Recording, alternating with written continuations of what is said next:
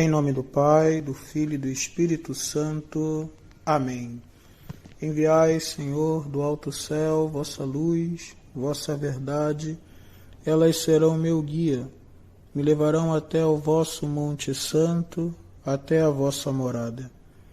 Naquele tempo, havia alguns gregos entre os que tinham subido a Jerusalém para adorar durante a festa.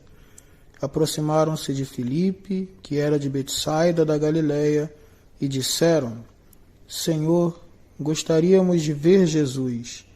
Filipe combinou com André, e os dois foram falar com Jesus. Jesus respondeu-lhes: Chegou a hora em que o Filho do Homem vai ser glorificado. Em verdade vos digo, se o grão de trigo que cai na terra não morre, ele continua só um grão de trigo, mas se morre, então produz muito fruto. Quem se apega à sua vida, perde-a, mas quem faz pouca conta de sua vida neste mundo, conservá-la-á para a vida eterna. Se alguém me quer servir, siga-me, e onde eu estou estará também o meu servo. Se alguém me serve, meu Pai o honrará. Agora sinto-me angustiado. E que direi? Pai, livra-me desta hora? Mas foi precisamente para esta hora que eu vim.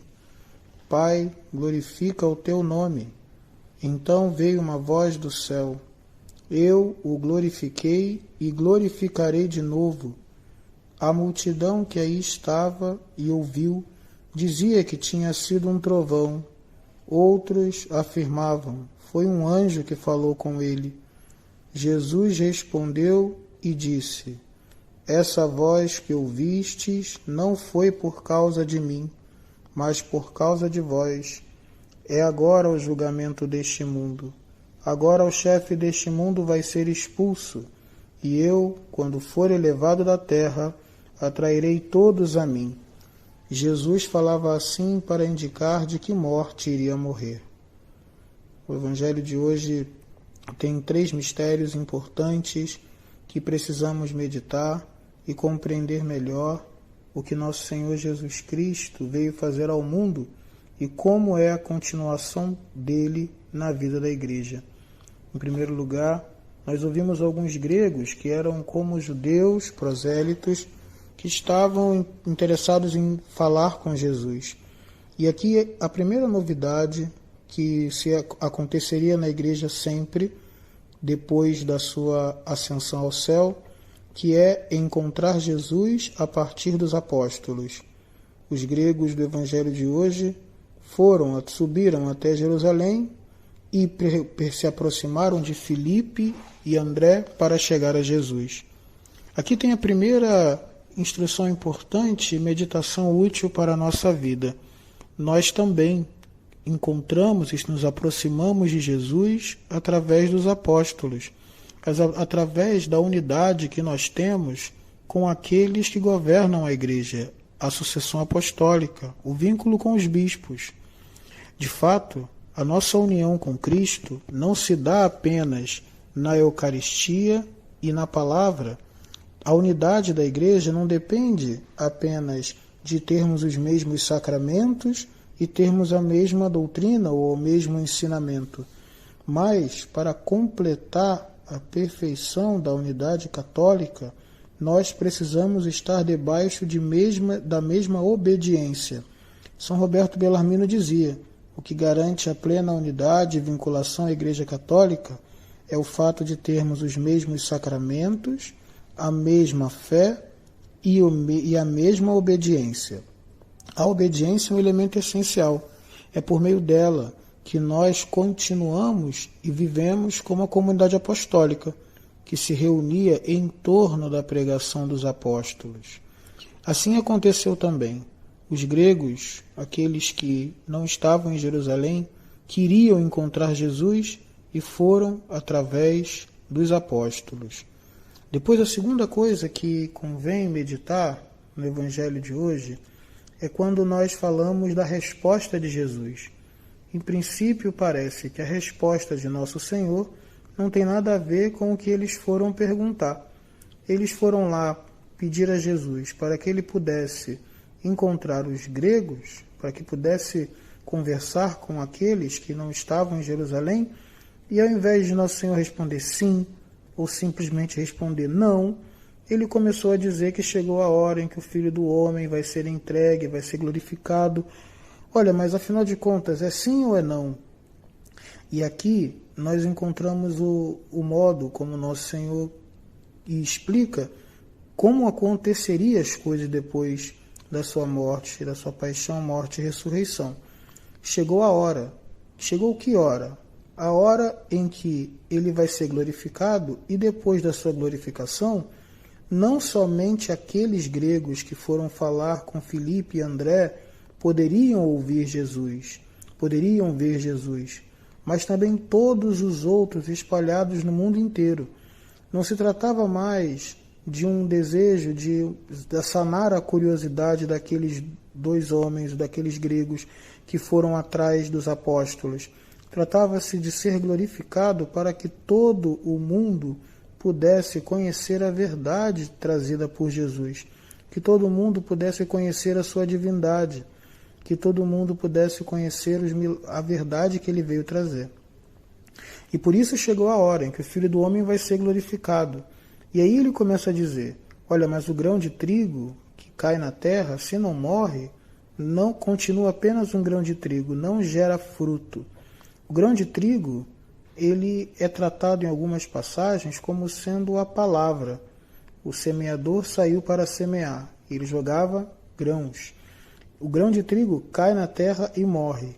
O que Cristo está dizendo é que o grão de trigo é ele, porque ele é o trigo que vai ter que cair na terra pela paixão, morrer para então produzir muito fruto. Que foi como aconteceu. Jesus Cristo, quando estava em Jerusalém, pregava, e vez ou outra apareciam alguns gregos que queriam ouvi-lo, era muito limitado. Era como um grão, de fato, um grão de mostarda, um grão de trigo pequeno. Mas depois que ele morreu, ressuscitou, enviou o Espírito, aqueles apóstolos cresceram como um fermento na massa. O grão de trigo, depois que ele caiu na terra e morreu, ele gerou um fruto que se espalhou por todo o mundo, inclusive tocou até nós que estamos ouvindo esta meditação. O grão de trigo morreu, o Cristo morreu, para produzir muito fruto, e o fruto se espalhar por todo o mundo. E aí, depois que Nosso Senhor explica o que ia acontecer, ou seja, as pessoas poderão me ouvir e me ver, e eu estarei próximo a todas elas, todas aquelas que crerem, assim que passar minha paixão. Logo em seguida, ele faz um conselho para nós. Depois que ele fala, olha, o grão de trigo morre, e por isso gera muito fruto, aí ele diz para os demais, quem se apega à sua vida, perde-a. Mas quem faz pouca conta de sua vida neste mundo, conservá-la-á para a vida eterna. É como se Nosso Senhor falasse, vocês estão vendo o que acontece comigo? Eu era um grão de trigo, pequeno. Uma ou outra pessoa queria me ouvir e me dar atenção, e os fariseus me ignoravam. Então eu entreguei a minha vida a Deus. Eu morri, ressuscitei, Ele me elevou. E depois disso, a quantidade de fruto que saiu de toda a minha pregação ultrapassou os séculos. Vocês que querem ter muito fruto, façam a mesma coisa. Não se apeguem à própria vida, porque quem se apega à vida vai perder. Mas quem faz pouca conta da vida neste mundo, vai conservá-la. E vida, como eu já falei muitas vezes, é igual a tempo. Então quem se apega ao seu tempo, perde. Mas quem faz pouca conta do seu tempo neste mundo, conserva para a vida eterna. E ele ainda diz, se alguém quer me seguir, é só fazer a mesma coisa que eu fiz, porque onde eu estou, também estará meu servo. Mas depois, Nosso Senhor diz, por acaso agora sinto-me angustiado, e de fato sente. Nosso Senhor está falando, diante dos sofrimentos da cruz, que é tão necessária para gerar fruto, acontece a angústia e uma decisão. E aqui Nosso Senhor está ensinando como fazer para lidar com os sofrimentos. Agora sinto-me angustiado. Ele teve angústia, teve aquela sensação de brevidade que algo mal vai acontecer, que acontece no nível do sentimento. E que direi, Pai, livra-me desta hora? Mas foi precisamente para esta hora que eu vim. Então aqui ele faz o contrário, ele diz, sim, tem um sofrimento muito grande, meu corpo treme, minha paixão treme diante dessas angústias, mas a minha razão e o meu entendimento e a minha vontade sabe que foi exatamente para esta hora que eu vim. É assim que a gente ressignifica o sofrimento. Sim, existe um incômodo, uma dor no coração, uma dor na alma, mas essa é tratada como uma oportunidade ou até como uma missão pela qual nós vamos dar muito fruto. É como se passássemos o sofrimento pensando no fruto que vem depois, ao invés de pensarmos na dor que dilacera o coração. E aí ele pede ao Pai, glorifica o teu nome. E a voz do céu diz, eu o glorifiquei e o glorificarei de novo. E nisso nós temos um mistério grande. O Pai diz, eu o glorifiquei. E quando foi isso? O Pai glorificou muitas vezes. Glorificou no nascimento, quando os anjos vieram cantar a glória a Deus nos altos céus. Glorificou nos milagres, que Nosso Senhor apareceu muitas vezes, que ao fazer milagre testemunhava a sua glória. Agora diz que o glorificarei de novo. Sim, porque pela sua paixão, morte, ressurreição e ascensão ao céu, pela ressurreição e ascensão ao céu, que o Pai mostra mais exatamente, com mais perfeição, que aquele que veio é o seu Filho e que é cheio de glória e que tem todo o poder, mas tem ainda um último nível de glorificação que o Pai faz pelo Cristo. E esse último nível de glorificação é a glorificação que ele faz nos discípulos daqueles que ouviram a voz de nosso Senhor. O Pai glorifica o Cristo na ressurreição, o Pai glorifica o Cristo na ascensão, o Pai glorifica o Cristo na fé que os cristãos espalham por todo o mundo. Sim, cada pessoa que ama a Jesus Cristo, tendo passado 2, 3 mil anos, ainda não passaram 3, mas imagina, depois de passados 2 mil anos, quantos séculos se passaram, as pessoas ainda amam nosso Senhor.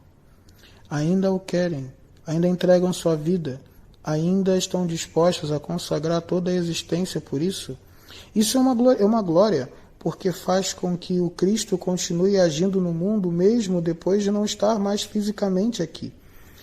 Cada vez que uma pessoa entrega a vida a Deus, é a glória de Deus que se manifesta. O que se manifesta é a sua presença. O que se manifesta é a sua bondade. Por isso que o Pai diz, o Pai falou, eu o glorifiquei. Glorifiquei no passado e glorificarei de novo na ressurreição, na ascensão e na igreja, que continua convertendo e levando pessoas ao céu, que continua tendo santos que falam as palavras de Deus, que continua expulsando os demônios, que continua curando doentes, que continua fazendo a obra de Cristo no meio do mundo. E aí sim, por meio dessa mesma igreja, não só aqueles gregos que no início do Evangelho estavam buscando Jesus teriam a graça de encontrá-lo, mas também todas as outras pessoas que querem encontrar Jesus encontrarão os cristãos fazendo no mundo o que ele mesmo faria. Essa voz que ouvistes não foi por causa de mim, mas por causa de vós. É agora o julgamento deste mundo. Agora o chefe deste mundo vai ser expulso. E nosso Senhor fala isso para indicar a morte que ia morrer, mas também para indicar que a partir da glorificação do Pai, todos nós teremos a graça de viver na vida santa. Muita coisa tem nesse Evangelho, e algumas delas nos fazem refletir sobretudo acerca da vida da Igreja Católica. Nos últimos tempos, muitas pessoas têm tratado a Igreja Católica em terceira pessoa, como se ela fosse uma instituição acidental, como se ela fosse apenas mais uma instituição religiosa. De fato, para quem não é católico, assim poderia pensar. Mas para nós, a Igreja Católica é a continuação da obra de Cristo. Ela é a terceira espécie de glorificação que o Pai quis dar ao mundo, quis dar ao seu Filho, de fazer com que o corpo dele se espalhasse em cada cristão. E quando digo isso, não falo de maneira aleatória. falo a partir da própria teologia da graça. Toda vez que nós falamos que temos a graça que está em nós, agindo na nossa mente, na nossa mão, nos atos que realizamos, cada vez que é a graça, onde está a graça está o Espírito, onde está o Espírito está o Filho e o Pai, e a Trindade. Mas ali mesmo, onde está o Verbo divino, está também aquele homem de Nazaré, auxiliando cada cristão a fazer a sua obra. E é nesse sentido que somos como o corpo de Cristo, continuação da sua obra. E por isso que tratar a igreja em terceira pessoa é tratar Cristo também em terceira pessoa.